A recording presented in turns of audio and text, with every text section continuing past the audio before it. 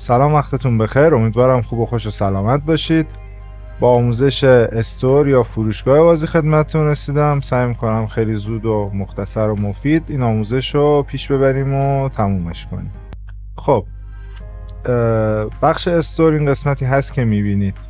وقتی که روش کلیک کنید یک صفحه براتون معرفی میشه که 2 4 6 و 7 تب داره که هر تبم قابلیت های متفاوتی داره. قسمت اول ریکامندد یا همون پیشنهادهای خود بازیه که اصلا توصیه نمیکنم ازش استفاده کنید. معمولا همه چیزای جدید رو اینجا میاره و اونجوری نیست که اینا اصلا بهتر باشه. تب دوم اورجینیومه. اورجینیوم یا همون اورجینت پرایم میتونید خریداری کنید. یکیش $1 و 130 تاش $100. بذارید همین اول یه چیزی رو براتون روشن کنم. بفرمایید. این بازی اصلا نیازی به هزینه‌های دلاری نداره. شما میتونید به صورت رایگان از بازی لذت ببرید و خوش بگذرونید و اکانت قوی رو بسازید. اما اگر افرادی هستن که دوست دارن هزینه کنن و شرایط مالیشون خوبه، میتونید هزینه کنید که من بهتون میگم کدوما خوبن. در حال حاضر این بخش رو نمیتونم توصیه کنم که حالا خریداری بشه یا نشه، بستگی به مصرفتون داره دیگه. اگر نیاز دارید واقعا و میخواید هزینه کنید، هر کدوم از اینا رو میتونید بخرید و تو خرید اول 2 برابر بهتون میده. ولی خب در صورت کلی پیشنهاد نمیکنم که اورجینت پرایم یا همین اورجینیوم رو خریداری کنید. تب سوم تب پک‌های بازیه. یه سری پک‌هایی داره که میتونید اینا رو خریداری کنید و بهتون توی رشد بازی کمک کنن. قیمت‌های متفاوتی هم دارن و خب قابلیت‌های متفاوتی، یعنی اون چیزایی که داخلشونه فرق میکنه. در صورت کلی من اینا رو پیشنهاد نمیکنم چون هزینه زیادی رو در بر داره و خب میدونید که ما تو ایران از نظر دلاری برامون صرف نداره خرید. اما اگر دوست دارید خریداری کنید، این مانستی کارتش گزینه خوبیه. توی این مانستی کارت به محض اینکه بگیرین 6 عدد اورجینت پرایم بهتون میده از این طلایی ها و هر روزی که توی این 30 روز نوشته مانستی یعنی 30 روز است، هر روزی که میاد داخل بازی 20 تا اورندوم از اون قرمزا بود که اینجا عکسش هست، از این قرمزا اورندومایی که میتونستین باش هد هانت کنید و کاراکتر به دست بیارید. 200 تا هر روزی میده، یعنی هر 3 روز یه بار میتونید هد هانت کنید. و یه دونه امرجنسی سنتی بوستر بهتون میده که فکر کنم 60 تا سنتیتون رو پر میکنه، یعنی روزانه یه دونه از اینا مازاد میگیرید برای اینکه بتونید زودتر سنتیتون رو پر کنید. بقیه موارد هم هست، مثلا این مانسلی هد هانتینگ پکه که خب 42 تا اورجینت پرایم میده، یه دونه هم 10 تایی واسه هد هانت میده بهتون، یعنی یه دونهشو میزنین 10 تا هد هانت براتون انجام میشه و 10 تا کاراکتر بهتون میده. اینم گزینه بدی نیست و خب قیمتش میبینید که $26. حالا با مالیات و اینا ممکنه روش بیاد یه مقدار بالاتر. من خودم تا حالا خریداری نکردم.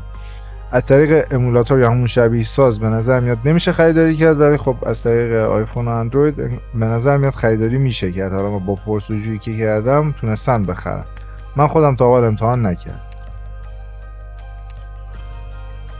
و خب یه سری پک ها هم هست که یک بار در کل در اختیارتون میذاره. مثلا این استارتره، مثل همون قبلی است که مثلا هر روزی میاد، یعنی این مانسلی رو یه دونه بهتون میده به اضافه 3 تا پرمیتد هد هانتینگ. یک بار میشه خریدش کرد و موقعی که بخریدش دیگه نمیتونید. ولی اینا که بالاش عدد داره، اینا هر به مقدار این روزی که اینجا نوشته اینا ریست میشه و میتونید مجدد خریداریش کنید.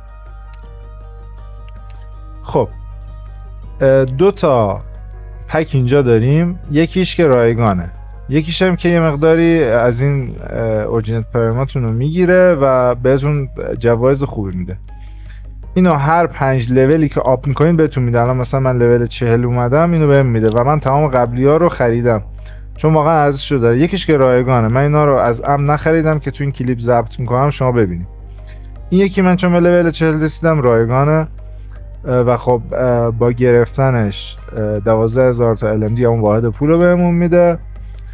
8 تا بتل رکورد میده و 3 تا هم 5 تا هم سامری، ببخشید سامری لول 3. اما مثلا من اینو الان میخرم که ببینید چه جوریه. دقت کنید 5 تا 8 تا و 12000 تا واحد پول. همینطور این یکی دیگه هم 18 تا اورجینال پرایم ازمون میگیره که هر کدومش فرق میکنه. قبلی فکر کنم 8 تا بود، این یکی 18 تا. با توجه به لولی که میره بالا و ارزش خود پک این مقدارم تغییر میکنه. حالا من قبلا گفته بودم اینا رو با احتیاط خرج کنید، یعنی هر جای خرج نکنید، چون فقط آوتفیت یا همون لباس که بخش بعدیمون الان بهتون توضیح میدم و میشه با اینا خرید و هیچ جور دیگه نمیشه خریداری کرد. آیا این 18 تا برای این پک ها میارزه یا نه؟ حالا یا هر مقداری کمتر بیشتری که داشت، این مقدار میارزه. چرا؟ چون به همون میزانی که دارید میدین بهتون اوراندوم میده. شما اینجا رو دقت کنید، مثلا ما از اینجا میتونیم اوراندوم با اورجینال پرایم بخریم دیگه. خب الان ما 18 تا اونجا بعد هزینه میکردیم، 18 تا 3240 تا به ما اوراندوم میده. الان من اگر همینو از قسمت پک استور بخرم، اگر دقت کنید 3240 تا بهمون اوراندوم میده، به اضافه موارد دیگه‌ای که در کنارش در اختیارمون میذاره. در نتیجه من خودم به نظرم میارزه و چند تا تحلیلگر انگلیسی رو هم که بررسی کردم اونا هم نظرشون بود که این پک میارزه. الان من اینو همینجا از امن نگه داشتم که همینجا بخرم. مثلا ببینید همون مقدار رو بهم داد، یه سری متریال داد که برای آپگرید کردن و پروموت کاراکترها به لول دوم خیلی نیاز میشه و خب به نظرم ارزشش رو داد. میریم سراغ تب چهارم یا همون آوتفیت و لباسمون. اینجا لباسای فصل یا هر کاراکتری که بیاد اینجا قرار میگیره. الان مثلا همین سه تا کاراکتر که ما یکیشو داریم، اون دوتای دیگر هم من نمیخواستم، همین نخریدم. دقت کنید اگر کاراکتر رو نداشته باشید و لباسش رو بخرید، لباسش میمونه، آوتفیتش میمونه و نمیتونید ازش استفاده کنید. پس حتما حواستون باشه اون آوتفیتی رو بگیرید که کاراکترش رو دارید یا میخواید بعداً هر جوری شده به دستش بیاد. از قسمت سرتیفیکیت که این قسمت مهمترین بخشمونه، هر 30 روز اگر اشتباه نکنم ریست میشه و با توجه به این سرتیفیکیت هایی که داریم میتونیم مثل خریداری ها رو انجام بدیم. من الان بهتون توضیح میدم این سرتیفیکیت ها چیه. این مهمترین بخش از استور یا همون فروشگاهمون. بخش اولمون این سرتیفیکیت سبزاست. این سرتیفیکیت سبزا چجوری به دست میان؟ این سرتیفیکیت سبزا شما هر اپراتور 1 ستاره 2 ستاره تا 6 ستاره رو برای اولین بار به دست میارید، یه دونه از این زردا بهتون میده، سرتیفیکیت طلایی یا زردا. اگر بین 2 تا 6مین بار اون کاراکتر رو به دست بیارید که بهش میگن داپلیکیت یا همون کپی به دست بیارید، به ازای هر 1 ستاره یه دونه سبز، 2 ستاره یه دونه سبز، همینجوری نوشته این اعداد خودتون برین دقیق نگاه کنید. مثلا یه 6 ستاره رو برای بار دوم به دست بیارین، 10 تا از این زردا در اختیار طلایی در اختیارتون قرار میده. از 7 تا به بالا، یعنی از 6می به بالا، 7می 8می 9می هم این مقدار رو در اختیارتون قرار میده. همینطور توکنایی که به دست آوردین، الان بهتون میگم توکنا چیه. یعنی مثلا برای بار دوم یا اصلا از 6م گذشت 7م 8م 9م شما توکن به دست میارید و کاراکترتون آپ نمیشه دیگه. اونا رو میتونید بیاین اینجا بفروشین و در ازاش از این سرتیفیکیت ها به دست بیارید. از این قسمت که اینجا میبینید توکن اکسچنج، من الان میتونم مثلا اینا رو اکسچنج کنم و خب یه مقدار سرتیفیکیت سبز به دست میارم، چون همه 3 ستاره‌ان سرتیفیکیتاش سبزه و طبق همون جدولی که نشون داده بود. الان من چون اینا نیاز ندارم همه رو میفروشم که ببینید. و از این فروختم 90 تا سرتیفیکیت از این سبزا در اختیارم قرار. عددش رو اینجا نوشته. ما اینجا 3 مرحله متریال داریم که شما میتونید از هر 3 مرحله خریداری کنید. هر موقع تمام متریالای سری اول رو خریداری کنید، سری دوم باز میشه و همینطور هر موقع سری دوم رو کامل خریداری کنید، سری سوم باز میشه. تا حالا ندیدم کسی سری سوم رو برسه، چون مقدار زیادی باید از این سرتیفیکیت سبزا خرج بشه تا به مرحله سوم برسید و خب اونقدر هم اهمیتی نداره. معمولا سری اول رو خریداری کنید، سری دوم هم چیزای خاصی نداره، همون متریالای معمولیه. فقط اینجا یه پکی داره که از 4 ستاره ها میتونید یکی رو که میخواید به دست بیارید، ولی خب مقدارش خیلی زیاده دیگه، مبلغ زیادی. میرسیم به سرتیفیکیت های طلایی. سرتیفیکیت های طلایی همونطور که گفتم طبق همون سیستم قبلی به دست میاد، کمتر معمولا به دست میاد و خب خیلی مهمه. این سرتیفیکیت ها رو خرج هیچ کدوم از این متریالی که اینجا میبینید نکنید. فقط برای به دست آوردن اپراتور 6 ستاره استفاده کنید که میبینید 180 تا میخواد. حالا 5 ستاره خاصی هم اگر بود لازم داشتین میتونید بگیرید، ولی توصیه همه اینه که حتما 6 ستاره ها رو بگیرید، چون راحت ترین راه به دست آوردن اون اپراتور یا کاراکتریه که دوست دارید. سرتیفیکیت های آبی از بنر کرنل به دست میاد. از این بنر، حالا بنرش رو بهتون نشون میدم، از اون بنر صرفا فقط به دست میاد و خب چون بنرش بنر ارزشمندی نیست معمولا استفاده نمیشه و معمولا مقدار کمی رو ازش داریم. در نتیجه اگر تونستید به دستش بیارید حتما ذخیرهش کنید برای کاراکترهای 5 ستاره و 6 ستاره. بنرش هم بهتون نشون بدم.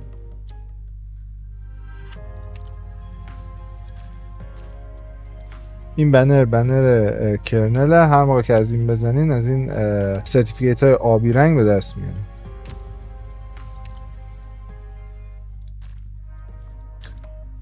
سرتیفیکیت بعدی این سرتیفیکیت های تقریبا صورتی رنگه اگر اشتباه نکنم. هر موقع از این سرتیفیکیت ها به دست آوردید که فکر کنم توی ماموریت های روزانه، توی ورود 7 ماهانه و همینطور ماموریت های هفتگی وجود داره، میتونید به دست بیارید. مهمترین چیزی که لازم دارید این چیپ کاتالیستاست. این چیپ کاتالیستا برای اپراتورتون رو ببرید به لول 2 یا پروموشن لول 2 الیت 2 کنید. اینا رو حتما لازم دارید، چون باید چیپ ها رو باید ارتقا بدین توی فکتوری و بسازید که از اینا حتما نیاز دارن. این دوتای بعدی هم خیلی راحت به دست نمیان، چیزای مهمی نیستن، فقط میتونید باشون متریال بخرید. این اولی اگه توضیحاتشو نگاه کنین توی یه سری لیمیتد هد هانتینگ ها توی یه سری بنرهای لیمیتد میاد و بعدی هم با توضیح داده یه سری ایونت هایی که خاصی که میان اینو در اختیارتون میذاره. پس مهمترین بخشی که داشتیم این سبزا بود و این طلایی. طلایی اصلا مهمتره چون راحت ترین راه به دست آوردن 6 ستاره مورد علاقتون. تب ششممون تب فرنیچر استور. این مثلا این لوازم زیبایی برای محل استراحت کاراکتراتون میتونین بگیرین که خب چیز خیلی مهمی نیست. یکی اینکه کمک میکنه زودتر کاراکتراتون خستگیشون در بره و بتونن توی بیس جایگزین قبلی ها بشن و خب فقط هم نکته دومی که دارن زیباییه دیگه. اگه دقت کنید مثلا بیستون رو زیباتر میکنن. برای خریدشون حتما حواستون باشه که از این پارت ها استفاده کنید، از این متریالی که اسمش پارته، نه از این اورجینال پرایما، چون واقعا به دست آوردنشون سخته و ارزش نداره. آخری هم کردیت استوره. اگر دقت کنید محدودیتش 300 تا روزانه یه تعدادی بهتون میده. همینطور بریم از بیس دوستاتون بازدید کنید، هم یه مقداری بهتون میده روزانه. اینا رو حتما هر روز زیر 300 تا نگه دارین، وگرنه روز که به اتمام میرسه اینا روی 300 فیکس میشه. مثلا 350 تا داشته باشین 50 تاش از بین میره. پس حتما هر موقع هر چی لازم داشتین ببینید. مثلا من چند تا رو گرفتم، بعضی‌هاش هم اینجوری آف داره، مثلا 50% میتونید بگیرید و به مرور بهتون کمک. خب توضیحات شاپمون تموم شد. اگر خوشتون اومد و بهتون کمک کرد حتما لایک کنید، سابسکرایب فراموش نشه. سوالی داشتین در مورد فروشگاه حتما بپرسید. امیدوارم خوب و خوش و سلامت باشید. خدا نگهدار.